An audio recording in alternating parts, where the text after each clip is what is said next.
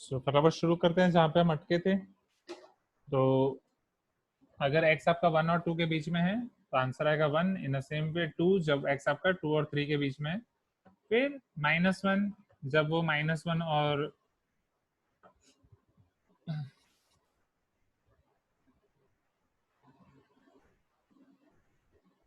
एक minute,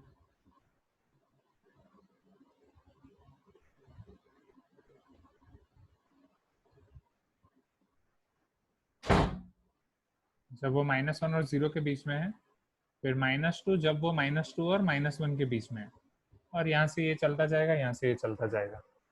Isn't it? You are not able to hear me? How many of you are not able to hear me? Just let me know. ये हम already देख चुके थे। This is just a revision. I am repeating it once again. जब हम सारे functions के graph देख रहे थे तो ये मैंने आपको दिखाया था ना, ग्रेटेस्ट इंटीजर फंक्शन याद है? हमने ग्राफ भी देखा था, इसका डोमेन देखा था, इसका रेंज देखा था, कोडोमेन देखा था, राइट? तो ग्रेटेस्ट इंटीजर फंक्शन कैसे डिफाइन है? अगर आपका x n और n-1 के n और n+1 के बीच में है, where n is included and n+1 is excluded, your greatest integer function will give us answer n. So अगर वो 0 और 1 के बीच में है तो हमें 0 वैल्यू मिलेगी, 1 और 2 के बीच में तो 1 मिलेगा, 2 और 3 के बीच में तो 2 मिलेगा, -1 और 0 के बीच में तो -1 मिलेगा, -2 और -1 के बीच में तो -2 मिलेगा। अगर मैं सारे इनपुट्स को ऐसे दिखा दूं 0 1 2 3 -1 -2 -3, यहाँ पे आपके आउटपुट्स 1 2 3, ये आपका -1 -2 -3। अब मैं अगर इसका ग्राफ प्लॉट करूं तो समझो 0 और 1 के बीच में मुझे आउटपुट 0 मिल रहा है, तो इसमें output 0 for 0 input as well as for all the inputs between 0 to 1, where 0 is included and 1 is excluded। फिर 1 और 2 के बीच में मुझे आउटपुट 1 मिल रहा है, तो ये 1 पे मुझे आउटपुट 1 मिल रहा है, और 1 और 2 के बीच के सारे पॉइंट्स के लिए मुझे आउटपुट 2 मिल रहा है। याद आ रहा है ये ग्राफ, राइट? फिर इधर 2 और 3 के बीच में, फिर इसी तरीके से आगे। अब पीछे जाओ तो -1 और 0 के बीच में आउटपुट मिल रहा है -1, ये -1 पे मुझे आउटपुट मिल रहा है -1, और बीच के सारे पॉइंट पे आउटपुट मिल रहा है -1। फिर वापस यहाँ -2 -1 के बीच में मुझे आउटपुट मिल रहा है -2। ये हमने देखा था, और यहीं से मैंने आपको ये भी बोला था, this is floor function, right? हम पूरा फ्लोर चढ़ते जा रहे हैं, greatest integer function. So it will give you greatest integer which is less than और equal to all integers. That means अगर मैं इसके अंदर 2.3 रख रहा हूँ, you all know 2.3 is here, तो उसका इंटीग्रल पार्ट देगा। उसका इंटीजर पार्ट क्या है? उसका इंटीजर पार्ट है आपका 2, या उसका डेफिनेशन के हिसाब से it is greatest integer function. तो 2.3 के छोटे 2.3 से कम वाले सारे इंटीजर्स लिखो। उसके कम वाले सारे इंटीजर्स कौन से हैं? 2 1 0 -1, ऐसे चलता जाएगा। उन सब में से ग्रेटेस्ट इंटीजर कौन सा है? उन सब में से ग्रेटेस्ट इंटीजर है 2। So it gives us greatest integer amongst all the x or all the integers which are less than our x. Okay, so is it clear? Right, वो एक ही बार देखा था तो ये इसका बस रिवीजन हो गया। Now one another function is defined as fractional part of x। जैसे ये आपको उसका इंटीजर पार्ट देता है, राइट? अब ये चीज ध्यान से समझना, इसमें नेगेटिव नंबर में कंफ्यूज मत होना। अगर ये -1.3 है तो -1.3 कहाँ पे होगा? इधर होगा। तो -1.3 के लिए वो -1 आउटपुट नहीं देगा, वो -2 आउटपुट देगा। सो माइनस, क्योंकि -1.3 -1 और -2 के बीच में है, राइट? वो नेगेटिव लगा तो सारा कैलकुलेशन उल्टा हो जाता है। सो -1.3 will give you output -2, not -1। Is it clear? वो चीज ध्यान रखना। Now so here your fractional part of x, fractional part of x इस तरीके से डिफाइन है, राइट, कि वो आपको उसका फ्रैक्शन पार्ट देगा। आपको क्वेश्चन में डायरेक्ट दे दिया गया है fraction part, but fraction part कैसे डिफाइन है वो नहीं दिया है। एज फॉर एग्जांपल इसी के लिए फ्रैक्शनल पार्ट ऑफ x की डेफिनेशन है, it is x minus greatest integer of x। This is your definition of fractional part of x, right? This is your definition of fractional part of x। Fractional part of x is x minus greatest integer function of x। सो अगर मुझे fractional part of 2.3 करना है, समझना, तो वो आपको क्या देगा? It is x is 2.3 minus greatest integer of 2.3। what is greatest integer of 2.3? it is 2, तो वो आपको देगा 0.3। so fractional part of 2.3 will give you 0.3। अब इसे फ्रैक्शनल पार्ट क्यों बोला जाता है? फ्रैक्शनल पार्ट ऑफ x क्यों बोला जाता है? क्योंकि वो आपको फ्रैक्शनल पार्ट दे रहा है, राइट। 2.3 का जो इंटीग्रल पार्ट था वो आपको कौन दे रहा है? Greatest integer function of x. और उसका फ्रैक्शनल पार्ट आपको कौन दे रहा है? Fractional part of X. Is it clear? अब यही सेम कंसेप्ट अब नेगेटिव नंबर के लिए अप्लाई करो। सो -1.3 के लिए आपको क्या मिलेगा? -1.3 माइनस आपका -1.3 का GIF। सो -1.3 -1.3 का GIF क्या होगा? -2। और उसको आपको माइनस करना है तो it will be +2। So 2 - 1.3 it will give you 0.7। जैसा कि उल्टा माइनस नेगेटिव नंबर है ना, वो उल्टा ही चलेगा। सो -1.3 के लिए आपको ये -1 नहीं मिलेगा, -2 मिलेगा। -1.3 के लिए आपको 0.3 नहीं मिलेगा फ्रैक्शनल पार्ट, ये आपको 0.7 मिलेगा। Is it clear? राइट। सो ये फ्रैक्शनल पार्ट ऑफ एक्स ऐसे आपका डिफाइन है। अब आपको यहाँ पे ये पूछ रहे हैं कि graph greatest integer of X plus fractional part of x का ग्राफ क्या होगा। तो यहाँ पे माइनस में है ग्रेटेस्ट इंटीजर एक्स, वो उस तरफ जाएगा तो क्या हो जाएगा? प्लस। राइट। सो अगर यहाँ से आप देखें तो इसका आंसर एक्स आएगा। Fractional part of X plus greatest integer part of X is equal to X. तो ये अब आपका एक्स हो गया। अब एक्स का ग्राफ कैसे होता है? ये पहले ही आपको दिखाया था, आइडेंटिटी फंक्शन, जो इनपुट डालोगे वही आउटपुट आएगा, y equal to X. So this will be our answer. क्या ये चीज क्लियर हुई? अब आप बोलोगे सर ये पढ़े बिना एग्जाम में कैसे आएगा? डेफिनेटली नहीं आएगा। ठीक है, इसीलिए मैथ्स में मैंने स्टार्टिंग में बोला था कि हर एक एग्जाम या हर एक क्वेश्चन जो आप नई बुक से फॉलो करोगे, वो हर एक क्वेश्चन आपको नई नई चीजें सिखाएगा। ठीक है, तो ये क्वेश्चन हमने ये चीजें सिखाई है, और एग्जाम टफ रहेंगी, उसे घबराना नहीं है।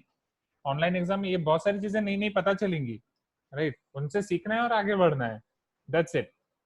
ओके, क्योंकि अभी याद करो, आपकी बोर्ड्स, आपका क्लास 10th में हमारी अवंती की टेस्ट सारी टफ रहती थी, ऑफलाइन भी टफ रहती थी, ऑनलाइन भी टफ रहती थी। फिर आपका बोर्ड्स का पेपर कैसा गया? अच्छा गया अवंती के कंपेयर में। अब अगर अवंती की एग्जाम हम टफ रखेंगे तो डेफिनेटली स्कूल की एग्जाम, बोर्ड्स के एग्जाम में आपका अच्छा परफॉर्मेंस होगा, क्योंकि वो उससे थोड़ी इजी होंगी। ये अब अगर हम टफ रखेंगे तभी आप फिर आगे क्लास 11 की स्कूल की एग्जाम, क्लास 12 की बोर्ड्स की एग्जाम की बहुत आसानी से जाएगी। बट जेई जेई का लेवल यही होगा। राइट, पूरा सिमिलर। तो पूरा ध्यान रखिए इस तरीके से, हर एक क्वेश्चन में जो नया सीख रहे हैं सीखते रहे और आगे बढ़ते रहे। So is it clear? Question 16 clear हुआ? Just let me know students कि एक बार रिपीट करूं वापस। राइट, आई थिंक मुझे रिपीट करना चाहिए, इजंट इट? क्योंकि नया कंसेप्ट है आपके लिए, fractional part of X. So see, greatest integer X वो ऑलरेडी हम पढ़ चुके हैं, तो एक बार मैंने पूरा रिवाइज करा दिया, क्योंकि वो एक ही बार पढ़े। तो ग्रेटेस्ट इंटीजर को मुझे रिपीट करने की जरूरत नहीं है। फिर भी ग्रेटेस्ट इंटीजर एक्स आपका ऐसे डिफाइन है कि अगर आपका एक्स n और n+1 के बीच में है तो it will give you value n, जहाँ n आपका इंक्लूडेड है, n+1 आपका एक्सक्लूडेड है। तो n आपका क्या है? इंटीजर्स।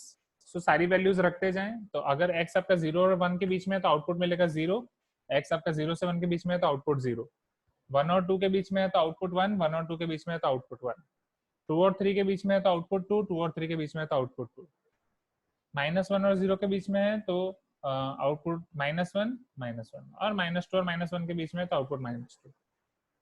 Is it clear? ना, उसके बाद आपको दिया है यहाँ पे फ्रैक्शन पार्ट। तो फ्रैक्शन पार्ट अभी तक हम नहीं पढ़े, ये हमारे लिए नया है। तो फ्रैक्शन पार्ट की डेफिनेशन ऐसे है, this is new, this is definition of fractional part of x. ये आपको लिखना है फॉर्मूला बुक में 5 टाइम्स। ओके, मैंने जो बोला था हर क्वेश्चन हमें नई चीज सिखाएगा, वो हमें फॉर्मूला बुक में लिखते ही जाना है। अब ताकि नेक्स्ट टाइम जब ये क्वेश्चन आएगा तब खत्म। So fractional part of X is equal to X minus greatest integer function of X. Right, so fractional part of x is x minus greatest integer function of x. So fractional part of -1.3, it will be -1.3 minus of greatest integer of -1.3, और negative का बाद में समझो, पहले positive का समझते हैं। तो 2.3 will be 2.3 minus greatest integer of 2.3, वो आपका 2 होगा, तो इट विल गिव यू 0.3, मतलब आपको 2.3 का फ्रैक्शनल पार्ट दे रहा है 0.3। इन अ सेम वे -1.3 के लिए -1.3 minus of -1.3, so -1.3 plus 2 it is 0.7। Negative के लिए आपका ऑलवेज उल्टा होगा, यहाँ पे -1 की जगह -2 मिलेगा, हर बार आपको -1 करना पड़ेगा। ये 0.3 की जगह आपको 0.7 मिलेगा, उसको 1 से माइनस करना पड़ेगा। अब आपको पूछा है ग्राफ इसका, तो अगर आपको इसकी डेफिनेशन पता है तो वहां से आप इसका ग्राफ डायरेक्टली निकाल सकते हो. It is greatest integer x plus fraction part of x, it is x. और एक्स का ग्राफ ऐसा है. चेक करो. 2.3 का greatest integer is 2 and fractional part it is 0.3. तो 2 और 0.3 को ऐड करो. 2 प्लस 0.3 इज 2.3. चलो माइनस 1.3 के लिए यहाँ पे -2, यहाँ पे 0.7, उन दोनों को ऐड करो. -2 plus 0.7 -1.3. Is it clear now students?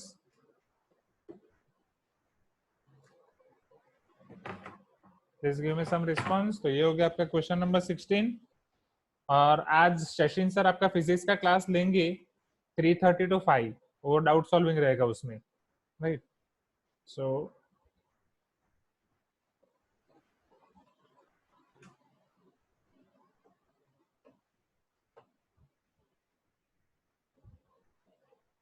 चलो क्वेश्चन 16 के बाद now let us see question number 18, then we will see question number 20.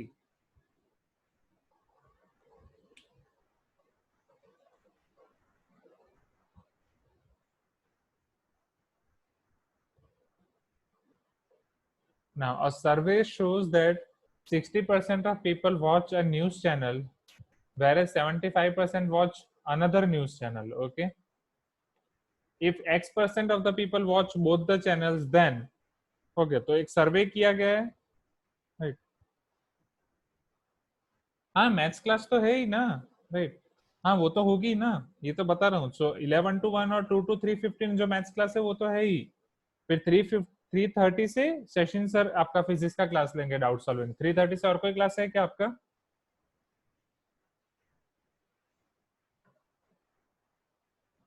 Sixty percent एक न्यूज चैनल देख रहे हैं, और news channel, okay, and 75% other news channel,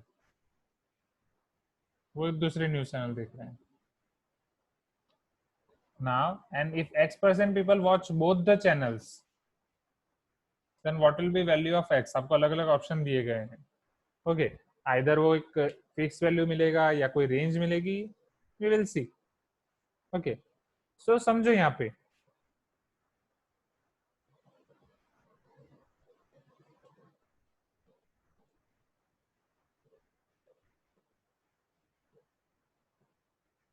सारे केस फाइन करेंगे.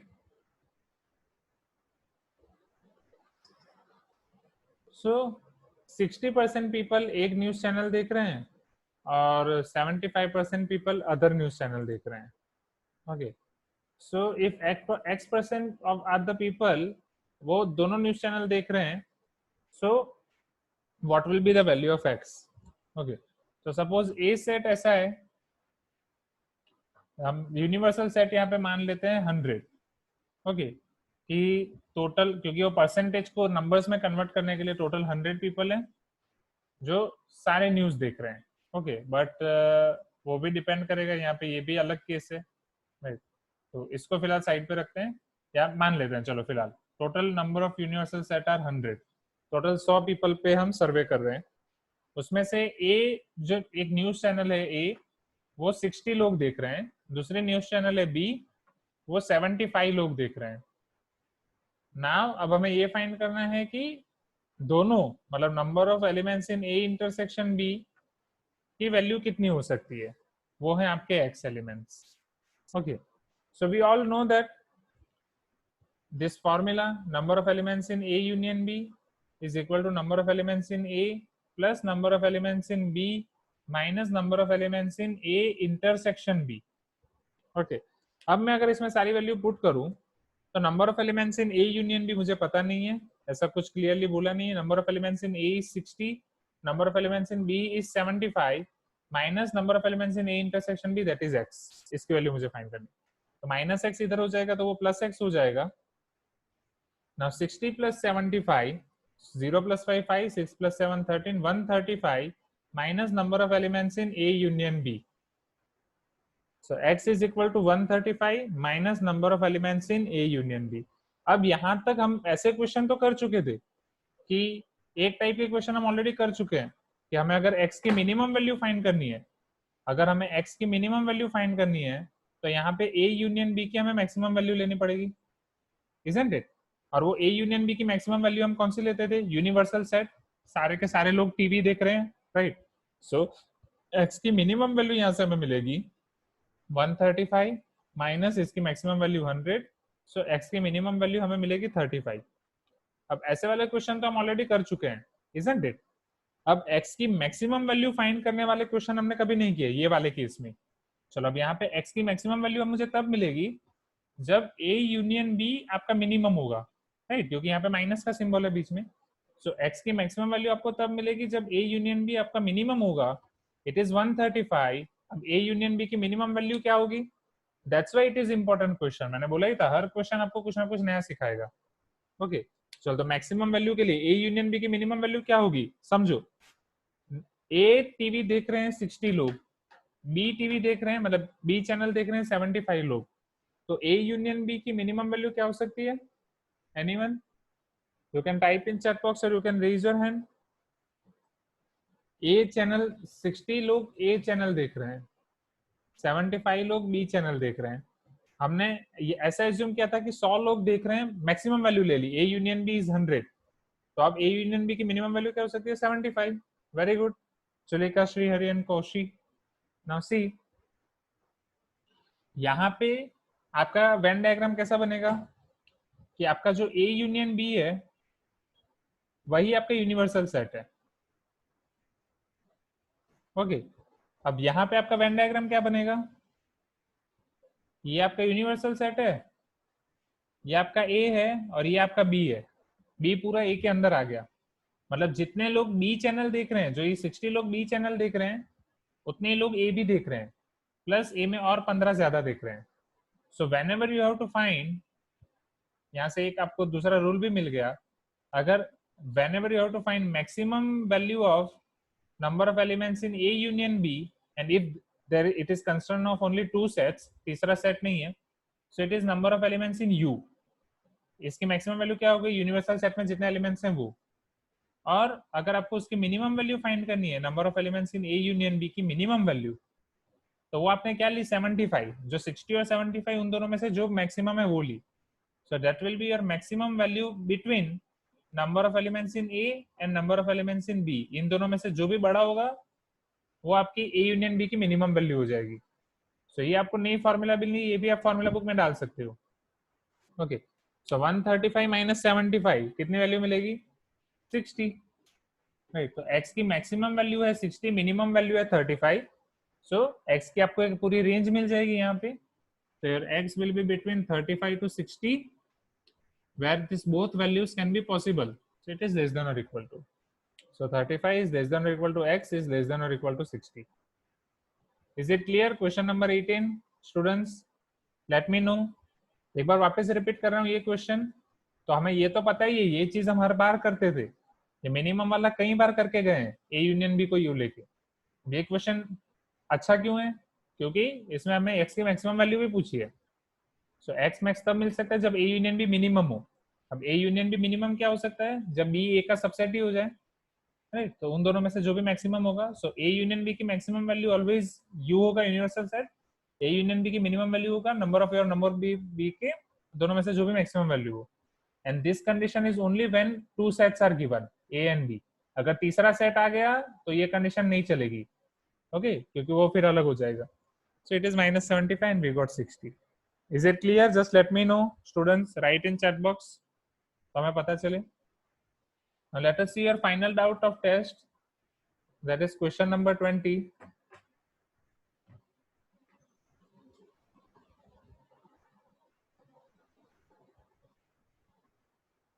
कोई भी डाउट है तो पूछो स्टूडेंट। स्टार्टिंग में आपका इंटरेक्शन बहुत अच्छा था, अब पूरा इंटरेक्शन चला गया। यही होता है क्लास 11th में, जब स्टार्टिंग में होता है तब एकदम फॉर्म फॉर्म में होता है, बैटरी पूरी चार्ज होती है, फिर धीरे धीरे डल होने लगती है। उसको बैटरी को पूरा चार्ज बनाए रखें, तभी होगा जेई 2022। चलो ना, question number 20, your last doubt of test. How many ordered pairs must be removed from the relation to get a function from A to B? Okay, so we'll see that. So relation आपको दिया गया है A, A, D, B, C, B comma D, C comma A, C comma D, D comma A, D comma B, D comma C, A comma D. Function आपको बनाना है ए to be. ए में आपके elements हैं A B C D E, और B में आपके elements हैं A B C D. Now see here, so how many ordered pairs can be removed from this relation so that it can become function? तो relation और function में एक basic difference क्या है? Who will tell me? Raise your hand. Relation और function में अगर कोई मुझे बेसिक डिफरेंस की बात करनी हो, so what I can say? बोलो बोलो। रिलेशन डेफिनेशन नहीं पूछ रहा हूं, बस ये बताओ कि रिलेशन कौन कौन से टाइप के होते हैं, फंक्शन कौन कौन से टाइप के होते हैं। Just raise your hand students, इतना तो बोल ही सकते हो।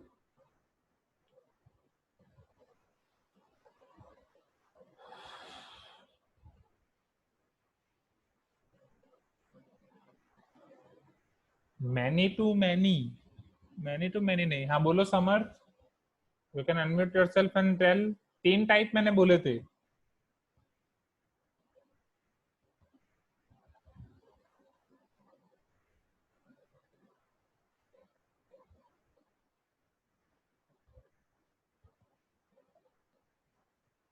यस, सो फंक्शन आपका बस होगा 1 to 1 या many to 1, but 1 to many कभी नहीं होगा। जबकि रिलेशन आपका तीन हो सकता है, 1 to 1, many to 1 and 1 to many.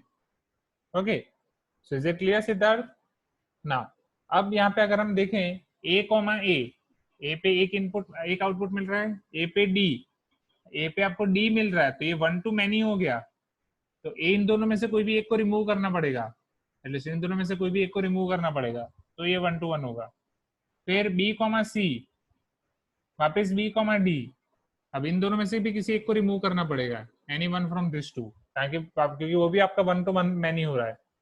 फिर सी comma A, C comma D, तो सी पे ए, सी पे डी, तो कोई भी एक रिमूव करना पड़ेगा। ओके, चलो डी पे ए, डी पे बी, तो डी पे ही आपका ए भी है, डी पे आपका बी भी है, यहाँ पे भी कोई एक आपका रिमूव करना पड़ेगा। ओके, बिकॉज मैनी टू 1 चलेगा बट वो नहीं।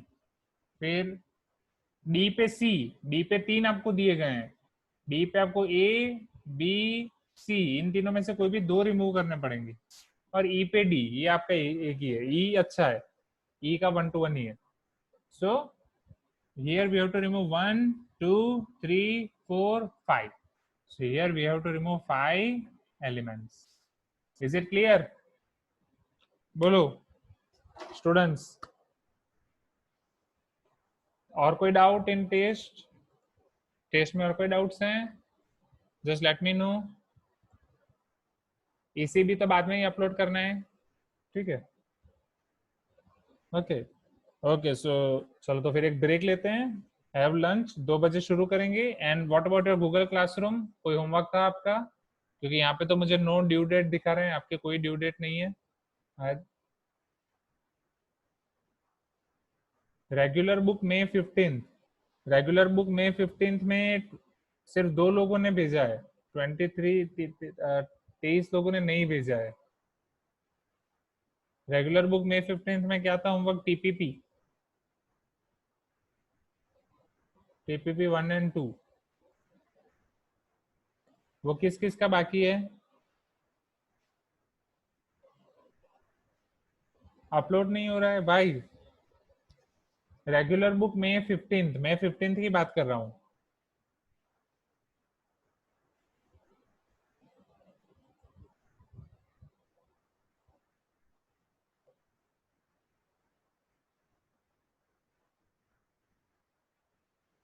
सैटरडे May 16 को मैंने आपको कोई होमवर्क दिया था?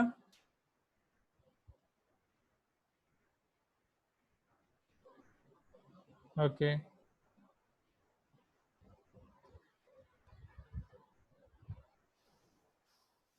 चलो ठीक है, डोंट वरी, अब इतना करो फिर देखते हैं, ठीक है? इसका ईसीबी का मैं बना दूंगा टॉपिक, वो आपका नेक्स्ट क्लास का होमवर्क रहेगा। So from 1 to 2 have some lunch, okay? इस संडे मैथ्स की कोई टेस्ट नहीं है। ओके ओके चलो, थैंक यू स्टूडेंट्स।